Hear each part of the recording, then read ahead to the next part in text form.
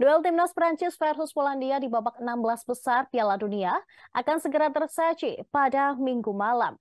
Timnas Prancis melaju ke babak 16 besar sebagai juara grup D dengan raihan 6 poin. Sementara itu Polandia merupakan runner-up grup C dengan mengumpulkan 4 poin dari sekali menang dan sekali imbang. Pelatih Prancis, Didier Deschamps, sebelumnya melakukan perombakan skuad saat laga Lesbos versus Tunisia. Dia mencadangkan pemain seperti Kylian Mbappe, Ousmane Dembele, dan Anthony Griezmann. Untuk laga malam ini, mayoritas skuad Prancis telah fit. Pemain seperti Mbappe, Griezmann, Dembele, dan Oliver Giroud kemungkinan akan masuk ke dalam starter. Adapun Polandia, Michi Wenic juga memiliki pasukannya yang siap bertempur. Namun tidak kurang dari 6 pemain akan kehilangan potensi di pertandingan perempat final jika mereka terancam disanksi. Sementara itu, sang bomber Lewandowski kemungkinan akan dimainkan pada awal laga.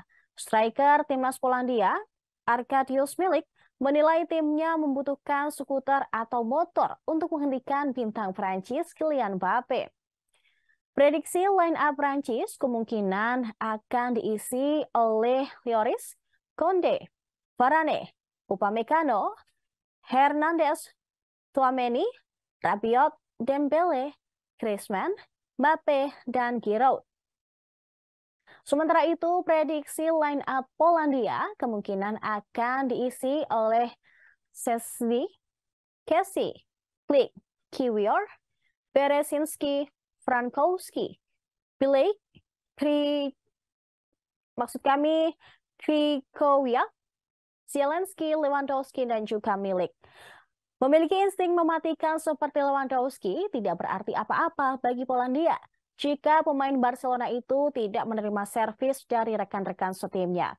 Kekalahan dari Tunisia mungkin juga mengejutkan sistem untuk Lesbos. Tetapi starting 11 pertama Deschamps yang menetap sebaliknya bermain seperti juara dunia. Sportsmall memprediksi laga Prancis versus Polandia akan berakhir dengan skor 2-0 untuk kemenangan Lesbos. Terima kasih sudah nonton. Jangan lupa like, subscribe, dan share ya.